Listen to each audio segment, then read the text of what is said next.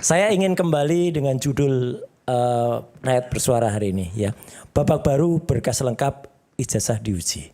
Ya. Menariknya apa? Ya, menariknya adalah apa yang kita perbincangkan ini memang masih panjang. Kalau itu benar-benar pengadilannya itu adalah pengadilan yang benar-benar jujur dan terbuka. Tadi sudah jelas ada kemudian fakta-fakta baru yang diungkapkan dari dulu loh itu padahal. Ketika Bitor Suryadi waktu itu dan bahkan Widodo pun pernah dihadirkan di sini. Ini tidak respons polisi. Tidak kemudian mengambil. Kalau fair harusnya orang-orang itu dipanggil. Diperiksa. Persis ketika Pasar Pramuka waktu itu entah dibakar entah terbakar. Itu ada 8 orang yang sudah diperiksa. Sekarang sebenarnya berkas itu masih ada kalau mau dicari.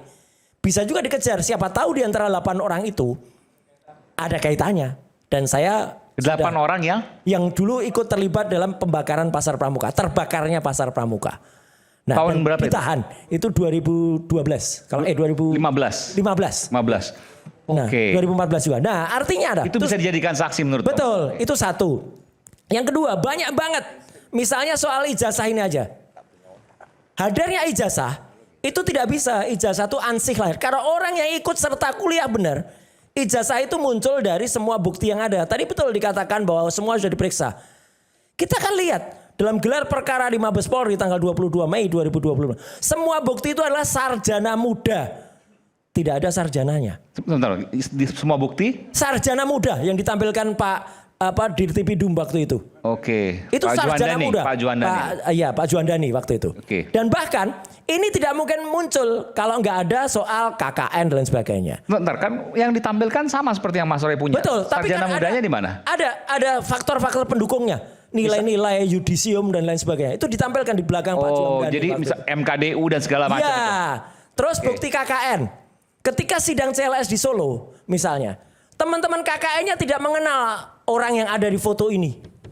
Padahal ini adalah foto yang tidak jauh dari KKN. Kalau Jokowi mengatakan KKN-nya awal 85 atau 85 awal, kemudian lulusnya November 85, itu dia mesti teman-temannya pasti kenal.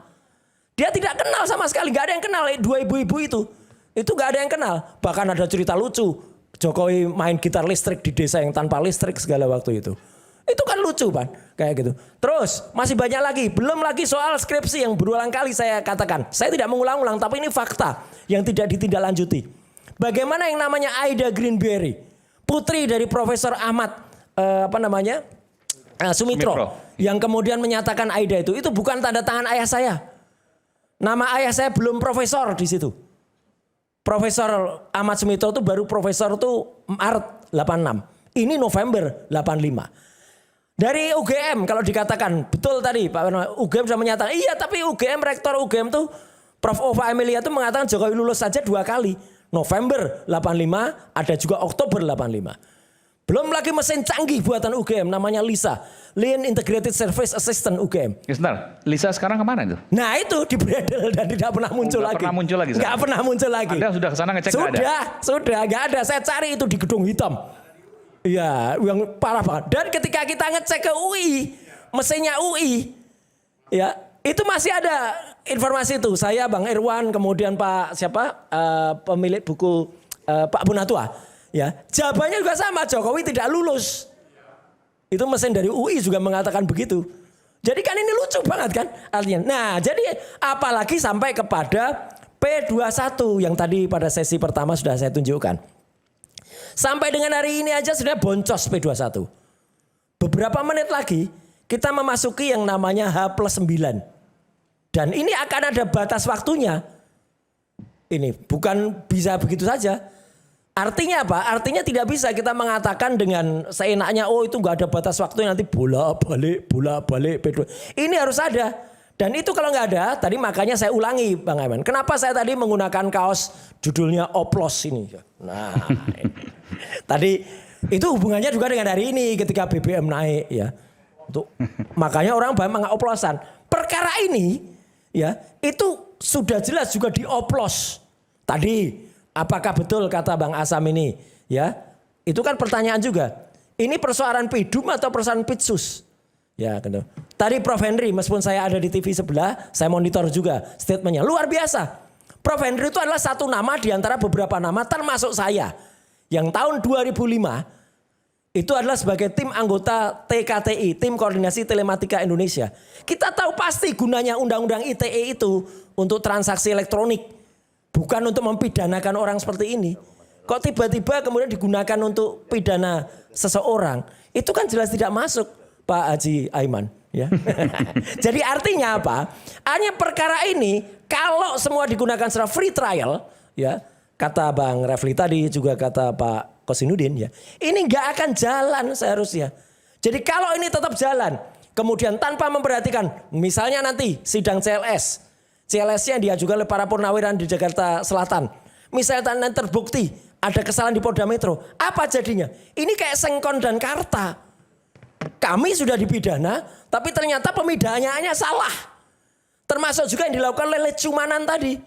Ya, Lecumanan mengadukan saya dengan terlapor namanya organisasi Pradi Bersatu. Organisasi kok punya perasaan, punya peranaan, ya nggak bisa. Jadi artinya apa? Persoalan ini tidak boleh buru-buru kemudian disidangkan. Ya, semua harus dicek dulu. Makanya tadi judul hari ini benar. Tidak ada yang namanya P21 ini kalau itu benar dilakukan. Maka Bang Aiman, Bang Haji Aiman, saya ingin menutupi ini bahwa jangan cepat-cepat kemudian orang seenaknya saja mengatakan, apalagi dari sebelah mengatakan penjara, bahkan bakar Kejati. Ya, sekali lagi saya katakan itu rekamannya tadi saya cek lagi tuh ada tuh si Fritz Alorboy itu duduk di belakangnya Andi Darmawan ini yang katanya semangat, nggak ada semangat. Itu jelas kata semangatnya nggak ada dan klarifikasi beliau nggak ada di rekaman baik di YouTube maupun di Anu sudah saya cek tadi beberapa tadi ngecek 3 YouTube tadi. Nggak ada tuh klarifikasi, bohong lagi nih gitu. Ya, membakar Kejati. Ya. Ada katanya apa? Nggak ada, mana linknya? Ya, pakai dong. Intinya gini. Itu 1 jam lebih. Ya mana di YouTube-nya mana? Nanti saya kirimkan. Kalau ada Ada di Bung Aiman loh. Aduh. Karena yang meliput iNews ya. Saya nggak ada. Ada di Bung di iNews yang meliput loh. Ada loh. iNews tidak ada. Jangan bilang saya bohong. Ada. Di iNews tidak ada perkataan mengklarifikasi bahwa itu Sudah semangat. ada, saya sampaikan terima kasih semangatnya. Membakar semangat saya sudah katakan kok. Nggak ada. Nah, last but not least ya. Makanya saya imbau bahwa beredar terakhir juga, ini silahkan dikonfirmasi tadi di sebelah ya, itu terkonfirmasi juga bahwa itu nggak ada kalau Jokowi itu menandatangani surat kalau dia nggak mau datang. Moga-moga itu dilakukan. Maksudnya apa? Jokowi memang harus hadir. Yang di Jakarta Selatan maksudnya? Bukan, ya di Jakarta, bukan di pengadilan yang nanti akan nanti, ada. oke. Ya. Itu moga-moga dia tidak seperti biasanya. Dia kan biasanya gitu, saya hadir tapi tidak. Belok kiri tapi kanan. Sudah tapi belum. Saya punya ijazah asli tapi palsu. Sekian, terima kasih. Wassalamualaikum warahmatullahi wabarakatuh. Ada yang mau tanggapi dulu? Enggak? Oke. Pak Ugro, sedikit aja silakan Pak, tambahan. Buat penutup tausiah dari Pak Ugro untuk kita semua. Enggak, sedikit saja. Jadi surat perintah penghentian penyidikan itu sebelum diterbitkan kan ada dasar RC tadi ya. Iya. Itu biasanya digelar dulu. Kan bukan keputusan satu orang penyidik, itu keputusan gelar.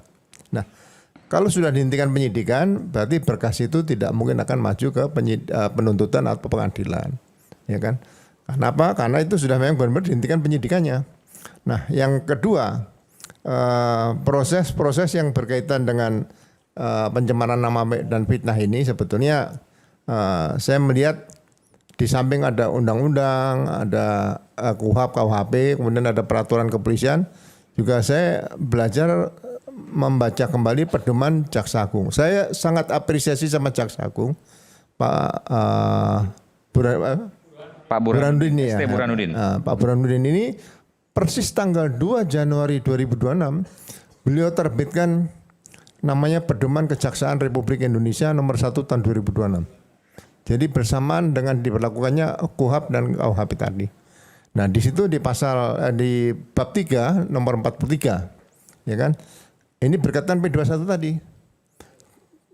Kalau dalam pernyataan di Reskrim itu menyatakan bahwa sudah koordinasi dengan jaksa dan kata-katanya tidak perlu dilengkapi lagi.